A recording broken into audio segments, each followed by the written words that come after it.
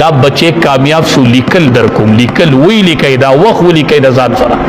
کدا بچے تاسو کامیاب ولید مال نوم بدل کوي په مخ را لټو کوي په مخ نه میاشتې او لس میاشتې مور په ګېډه ګرځولې دینن مور ته وایي سپی په مور پسې را وګرځي او ته په مور پسې ګواښې ته لږ سوچ وکړه که نه دا ته چاته لېږي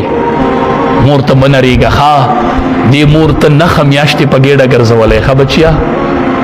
دا د غیرت ځای نه دی ستا د یو د حمل تکلیف بل د ولادت تکلیف چې د بچی په پیدایش کې د مور ته کم تکلیف میلاو شي دا خبر دی یو کس خپل مور په اوږه باندې اغستې وه طواف یې پې کو د بیت الله چې طواف یې پې وکړو که نه نو د صحابي نه یې تپوس وکړو وی ما به د مور حق ادا کړی ما پې په اوږو طواف وکړو حق به مې ول ادا کړی نن به ول د 100 روپو کیلې راوړي نو ما د مور حق ادا کړه شپې به ورله کېږي چېرته 15 منټه چاپي به ولو کړي ما د مور حق ادا کړه په دې د مور حق ادا کېږي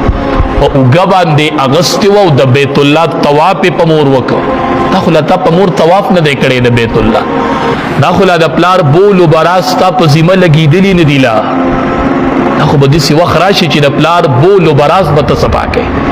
واړه بول لوی بولو خدمت به یې ته کوې نو په اوږه یې مور وګرځوله ما به د مور حق ادا کړی صحابي ورته وی او ستا دی مور چې ستا په پیدایش کې کم تکلیف برداشت کړی دی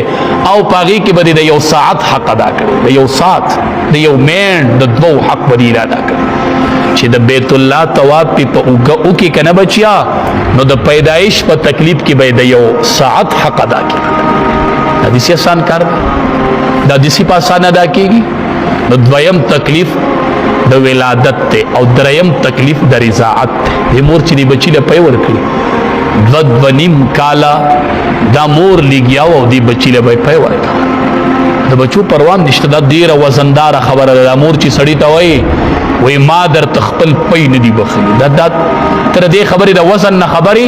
تباو برباد شوي چې د مور د خولې نه دی دا خبره راووته او مور د خولې نه به راوځي ما عاق کړی پلار به وایي ما عاق کړی تندر د باندې ررتاو شو تندر